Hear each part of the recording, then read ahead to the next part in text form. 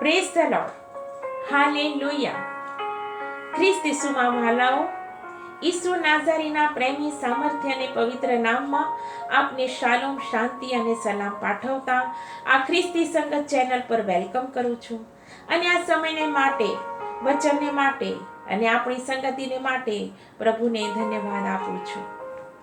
મિત્રો, યાદ છે બાળપણમાં સૌપ્રથમ બાઇબલનું વચન આપણને શીખવાડવામાં આવ્યું હોય અને તેને બાય હાર્ટ કરાવ્યું હોય, તે વચન કયું છે? તે વચન છે દેવ પ્રીતિ છે. ગોડ ઇઝ લવ. આજે આપણે એ જ વચનને આપણા અધ્યયન, ચિંતન અને મનનને માટેના આધાર વચન તરીકે લઈએ છીએ અને પવિત્ર શાસ્ત્ર બાઇબલમાંથી યોહાનનો પહેલો પત્ર, તેનો અધ્યાય 4, તેનું વચન 7 અને 8 આપણે વાંચીએ. પહેલો યોહાન 4, 7 અને 8. વહાલાઓ, આપણે એકબીજા પર પ્રેમ રાખીએ, કેમ કે પ્રેમ દેવથી છે, અને જે પ્રેમ કરે છે તે દરેક દેવથી જન્મેલો છે અને દેવને ઓળખે છે. જે પ્રેમ કરતો નથી તે દેવને ઓળખતો નથી, કેમ કે દેવ પ્રેમ છે. આમેન. આજે આપણે જે વિષય પસંદ કર્યો છે મનન માટે, એ છે પ્રેમ, પ્રીતિ, લવ, પ્યાર, મોહબ્બત. પ્રેમની પરિભાષા એટલે પોતાની જાતને બીજા પર ન્યોછાવર કરવી. પ્રેમ બલિદાન આપે છે. આ સંદર્ભમાં હું એક નાની વાર્તા કહેવા માંગુ છું, અને વાર્તા આપણને શું બોધ આપે છે તે આપણે જોઈશું. સમુદ્રમાં એક ટાપુ હતો, આઇલેન્ડ. એ ટાપુ પર બધી લાગણીઓ રહેતી હતી. ભય, ગુસ્સો, પ્રેમ, અહમ, કરુણા, આનંદ બધા સાથે રહેતા હતા. એક વખત સમુદ્રમાં તોફાન આવ્યું અને ટાપુ ડૂબી જશે એવું લાગતા આખા ટાપુ પર ભય છવાઈ ગયો અને બીજી બધી જ લાગણીઓ પણ ભય નીચે દબાઈ ગઈ, ગભરાઈ ગઈ. ન ગભરાયો એક પ્રેમ.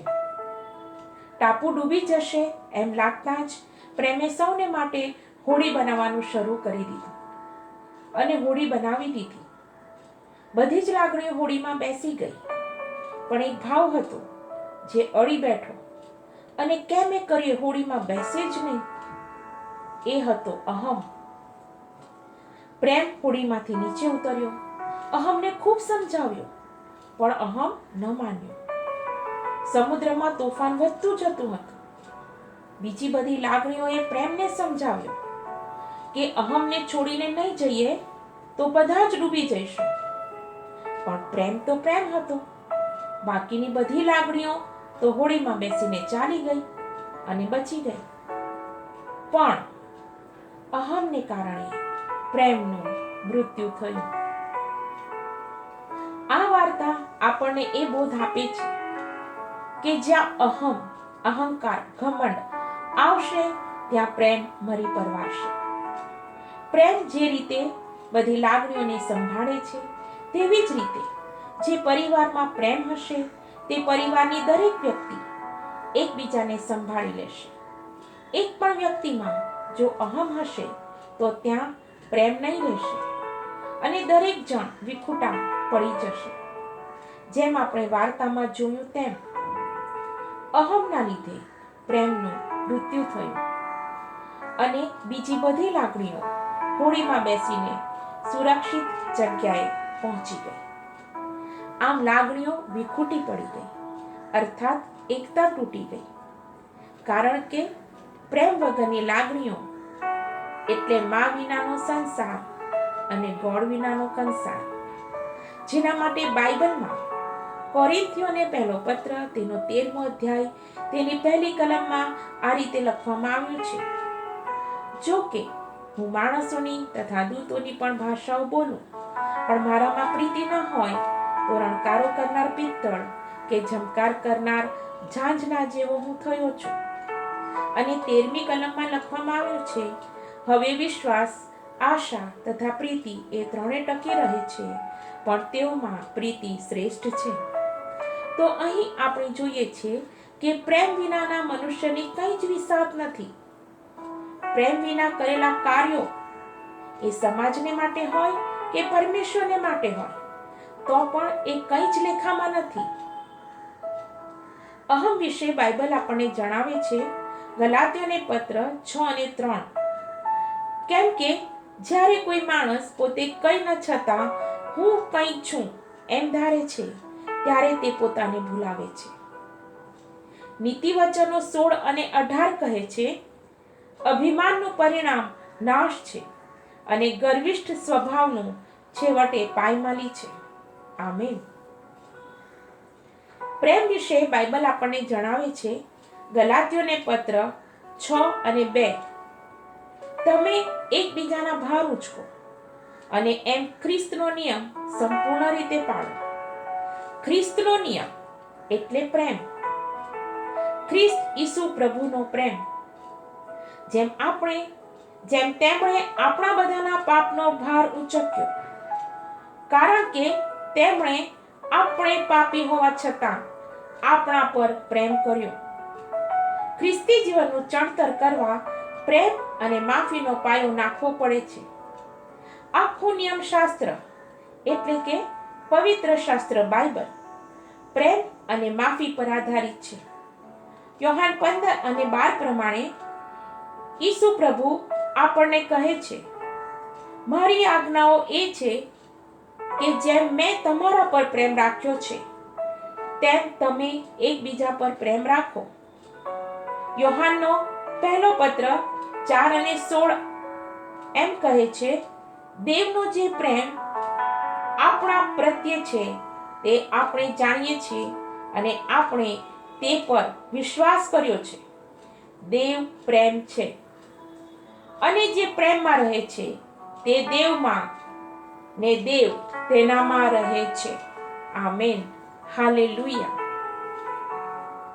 હવે આ વચન પ્રમાણે જો આપણે ઈસુ પ્રભુની જેમ નિસ્વાર્થ અને નિષ્પક્ષપાત પ્રેમ કરનારા બનીએ તો દેવ એટલે ઈસુ પ્રભુ આપણામાં રહે છે અને એ જ પવિત્ર આત્મા આપણને ઈસુ પ્રભુની જેમ ભલાઈ, કરુણા, પ્રેમ અને મદદ તથા સહાયતાના કામોને કરવાની પ્રેરણા આપે છે. આમ આપણું આ જીવન ઈસુ પ્રભુના કામોને માટે ઉપયોગી પાત્ર બને છે. ગલાતી 5:22-23 લખવામાં આવ્યું છે. ગલાતીયોને પત્ર 5:22-23. પણ પવિત્ર આત્માનું ફળ પ્રેમ, આનંદ, શાંતિ, સહનશીલતા, માયાળુપણું, ભલાઈ, વિશ્વાસુપણું, નમ્રતા તથા સંયમ છે. એવાની વિરુદ્ધ કોઈ નિયમ નથી. હવે અહીં પહેલું લખવામાં આવ્યું છે પ્રેમ, કારણ કે બીજા બધા જ ફળો જે આપણે વાંચ્યા તે પ્રેમની સાથે સંકળાયેલા છે અને ત્યાં લખવામાં આવ્યો છે એવાની વિરુદ્ધ કોઈ નિયમ નથી. હવે જો આ બધા ફળો આપણા જીવનમાં હશે તો આપણે ખ્રિસ્તના નિયમને સંપૂર્ણ રીતે અનુસરનારા અને પાળનારા બનીશું. માટે આપણે હંમેશા આપણા આચરણ વિશે જાગૃત રહીએ, સતર્ક રહીએ. પિતરનો પહેલો પત્ર 4:8 આપણને જણાવે છે, વિશેષે કરીને તમે એકબીજા પર આગ્રહથી પ્રીતિ કરો, કેમ કે પ્રીતિ પાપના પુંજને ઢાંકે છે. યાકૂબનો પત્ર અધ્યાય 5:19-20 વચન એમ કહે છે, મારા ભાઈઓ, જો તમારામાંનો કોઈ સત્ય માર્ગ મૂકીને આડે માર્ગે જાય અને કોઈ તેને પાછો ફેરવે તો તેણે જાણવું કે પાપીને તેના ભૂલ ભરેલા માર્ગથી જે પાછો ફેરવે છે તે એક પ્રાણને મોતથી બચાવશે અને પાપના પુંજને ઢાંકશે. આમેન. Praise the lord. મારા દેવના વહાલાઓ, આપણે જે યુગમાં ને સમયમાં જીવી રહ્યા છે તેમાં માણસ જાતમાંથી પ્રેમ ઓછો થઈ રહ્યો છે. પ્રેમ મરી પરવાર્યો છે એમ કહીએ તો એ અસ્થાને નથી. જેમ આપણે આગળ જોયું, 1 યોહાન 4:16 પ્રમાણે દેવ પ્રેમ છે અને જે પ્રેમમાં રહે છે તે દેવમાં અને દેવ તેનામાં રહે છે.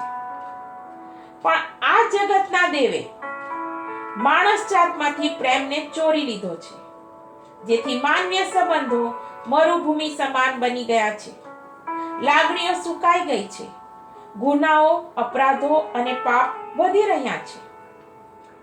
મનુષ્ય એકબીજાને દોષી ઠરાવે છે, એકબીજામાંથી ભૂલો શોધવામાં વધારે જાગૃત રહે છે, એકબીજાના પાપોને ઉઘાડા પાડવામાં વધુ કાર્યશીલ બની રહ્યો છે. યોહાન 10:10 પ્રભુ ઈસુએ કહ્યું છે, ચોરી કરવા, મારી નાખવા તથા નાશ કરવા સિવાય બીજી કોઈ મતલબથી ચોર આવતો નથી. આ જગતના દેવે મનુષ્યમાંથી પ્રેમની ચોરી કરી અને લાગણીઓને મારી નાખી અને આપસી સંબંધો અને સંવેદનાઓનો નાશ કર્યો છે. નીતિવચન 10:12 વચન કહે છે, દ્વેષથી ટંટા ઊભા થાય છે, પણ પ્રીતિ સર્વ અપરાધોને ઢાંકી દે છે. નીતિવચન 17:9 વચન કહે છે, દોષને ઢાંકનાર પ્રીતિ શોધે છે. Amen. Praise the lord. Hallelujah. જ્યાં પ્રેમ છે ત્યાં પ્રભુનો આત્મા છે. પ્રભુનો આત્મા આપણને પાપથી દૂર રાખે છે, સત્યથી વાકેફ કરાવે છે. મિત્રો, આપણે દ્વેષથી દૂર રહીએ, અહમનો ત્યાગ કરીએ અને પ્રીતિને શોધીએ. એ જ આપણા જીવનને પ્રભુની નિકટ લાવશે. આપણા સ્વભાવમાં, આચરણમાં, પારિવારિક અને સામાજિક સંબંધોમાં બદલાવ લાવશે. પ્રભુના રાજ્યમાં પ્રવેશ જોઈએ છે તો આપણામાં પરિવર્તનની આવશ્યકતા જરૂરી છે. પ્રભુ પિતાની પાસે આવીએ. પ્રભુ પાસે કંઈ જ ન માંગતા, પ્રભુના સમાન પ્રેમને માંગીએ. જે પ્રેમ પિતા પરમેશ્વરે આપણા પર કર્યો, જે પ્રેમ પ્રભુ યેશુયાહ મસાયાએ આપણને કર્યો, એ પ્રેમની આજે માંગણી કરીએ. આવો આપણા મસ્તકો નમાવીએ અને પ્રાર્થના કરીએ. Hallelujah, hallelujah, hallelujah. હે યહોવા, મારા બોલવા પર કાન ધર, મારા ચિંતન પર લક્ષ લગાડ. હે મારા રાજા અને મારા દેવ, મારી અરજ સાંભળ, કેમ કે હું તારી પ્રાર્થના કરું છું. ઓ રાબા મારા હારો ખાસી ખરા ફયા રાબા બારુ મારા હાના ખશોયા રાબા સેખેરેબે અલ શદાય અદોનાય મારો ના હારુ ખીરા ફારોબા ના કોરે મસા ખરોબા રાહા રાહા રૂખારી રાફયા રાબા બહારો મા કરાબા નાશીમા શુના સખારો ના સાયા રાફા હારેબે. ધન્યવાદ પ્રભુ, ધન્યવાદ પ્રભુ, ધન્યવાદ. હે મારા રાજા અને મારા દેવ, મારી અરજ સાંભળ, કેમ કે હું તારી પ્રાર્થના કરું છું. પ્રાર્થનાના સાંભળનાર અમારા પ્રભુ, તારી આગળ અમારા અંતઃકરણ ઉઘાડા છે. અમારા હૃદયને પારખનાર અને વિચારને જાણનાર પરમેશ્વર તું છે. તારી આગળ કોઈ ગુપ્ત વાત છુપી રહી શકતી નથી. તું અદન ઇન્સાફ કરનાર પરમેશ્વર છે. માટે પ્રભુ, આજે અમે તમને વિનંતી કરીએ છીએ કે અમારામાંથી અયોગ્ય બાબતોને, આદતોને અને સ્વભાવને દૂર કરો. અમને તમારી સામે ઊભા રહેવાની યોગ્ય બનાવો. પ્રેમ અને માફીના સદગુણોથી અમને ભરો.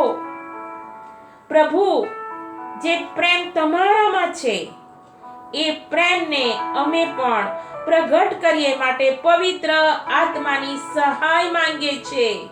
હો રાબાના શારાફા યારા બહારો બખારેબે બારોશ કે બખુ મશાના સહારુ ખીરાફા યારાબા. અમારા જીવનમાંથી કડવા દાણાને દૂર કરો, કાઢી નાખો અમારી સહાય કરો. સારા અને ફળ ઉપજાવનાર બીજથી અમારા જીવનને આશીષિત કરો.